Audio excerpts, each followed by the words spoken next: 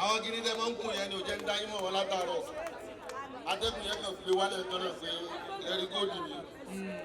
Àwọn obìnrin ọlọ́run jẹ́ àárín yín pé lẹ́rí góòdì ẹ̀ ní sàárẹ̀. Fọlá kàámà ṣeré. Inú yín ò mọ dùn lójoojúmọ́. Fọlá kùrọ̀hánà ṣeré. Mo kí yín púpọ̀. Ọlọ́run jẹ́ àárín yín pé. Elédè dà. Alájẹ elédè dà. Wọ́n kí mi kọjá lẹ́ẹ̀kan ọlọ́run máa ń ṣàánú àdájọ́ wọ́n jẹ́ wọn lè nira wọ́n jẹ́ wọn rí dà òní fún wọn láyà balẹ̀ iná àgbẹ̀ iná.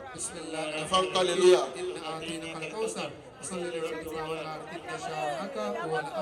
Ẹ ṣe iná àti iná ti fà ń kálẹ̀ lóyà náà. Bismillahirrahmanirrahim. Inna a'tainaka al-kawthar. Salli li rabbika wanhar.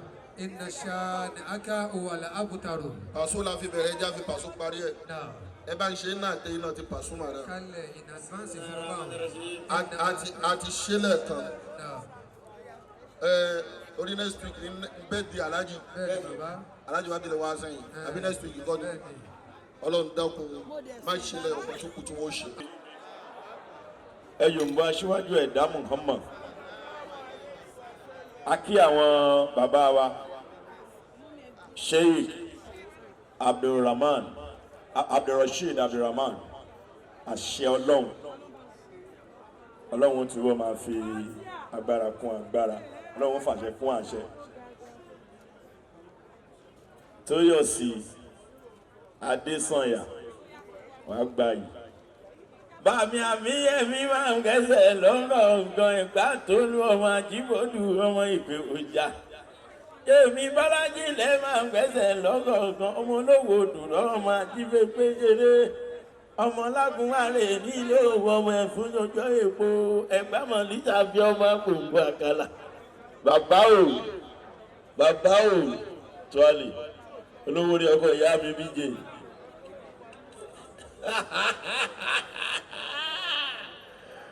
Àwọn amọ́lẹ́sẹ̀ bí àlárì mọ́lẹ́sẹ̀ wúwọ̀lẹ́. Èèyàn ábè láàrin ọmọ sẹ́yìn rò ọmọ ẹgbẹ́ bímọ kan bàbá at 60 bless you. Ọ̀gá wa Yẹmí Amadu, I cite you. Esther Kalejaye, I see you. Olú Ògògó, mo kí yín. Regina Chukwu.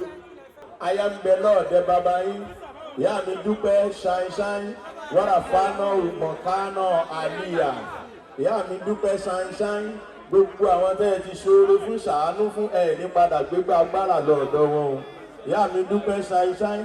Gbogbo àwọn ọmọ yín Ọlọ́run ò ní ṣe wọ́n lábìkú ọmọdé Ọlọ́run ò ní ṣe wọ́n lábìkú àgbàlagbà. Ìyá mi dúpẹ́ ṣáínṣáín. Gbogbo tó ń dùn mọ́ yín nínú tó ń dùn yín nínú kò ní padà bà yín nínú jẹ́ o. Ẹ ò ní kàn bànújẹ́ lórí gbogbo nǹkan ìdùnnú yín. Ọ̀gá wa Yẹmí Amadu, mo kí yín gan. Èèyàn sàárè omi ṣítàdé ọmọ Èkó pàtàkì.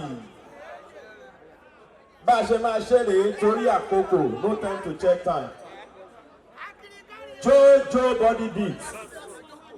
Jojo body beat. Ṣàràfà Àdìgún, ọ̀rẹ́ mi mo kí ọ. Twins ọ̀gá ńlá ẹ máa ṣe á ṣe pápápá. Ìyá Oríkì ẹ máa múra lẹ̀ èrò pọ̀ lẹ́yìn Nìgálí fúnra náà èrò. Jojo body beat, please. Let me have you on stage. Jojo body beat. Ìṣẹ́jú mẹ́ta ẹnu yìí òun máa fi ẹnu lu gbogbo ìlù tó wà láyé. Á play piano.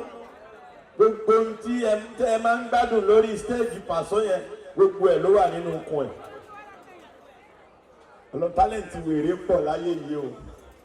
Ẹnjìníà àwọn wèrè àwọn abàmì èèyàn wà láyé yìí o. Gbogbo instrument Pasuma òun lè gbé mi. Ẹ máa wòran o. Lẹ́yìn òun àwọn twins ọ̀gá ńlá wọ́n máa sáré ṣe kí nìyẹn fún wa. But I want to bet with you, you're going to enjoy yourself. This is Jojo body beat. Ó máa ṣe kí nìyẹn bó ṣe máa ń ṣe.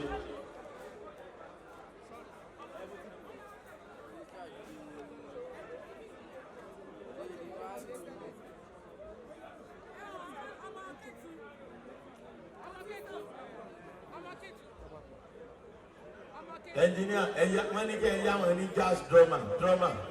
Sáré rí drọ́mà. Wọ́n ẹni tó lu gáàsì òyìnbó o. Ẹ máa tọ́ màlà yẹn bọ̀.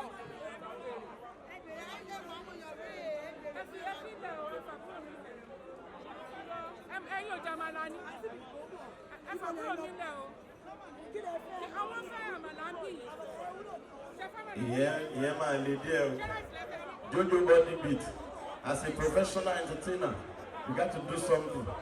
Ẹbí ò tiẹ̀ sí